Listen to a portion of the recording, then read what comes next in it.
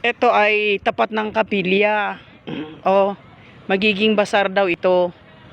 Kasi ito yung kapilya na ginagawa sa 13. Yan.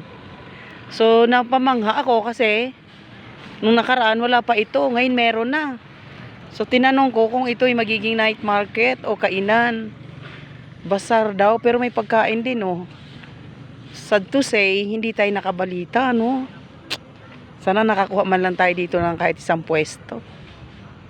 May mga may-ari na daw mga stall dito. Oh, tapat na tapat siya mismo ng kapilya, oh. Yan, oh.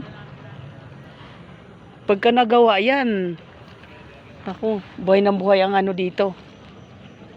Ang kalakalan. Yan, oh. Oh, People's Park. Bagong 13, People's Park. Ang galing, no? Talaga naman. Ang bilis, eh. Pag natapos yung kapilya, di oh, ginawa ka agad, oh. May mga namamasyal na agad. So, thank you. Keep on watching. Follow for more.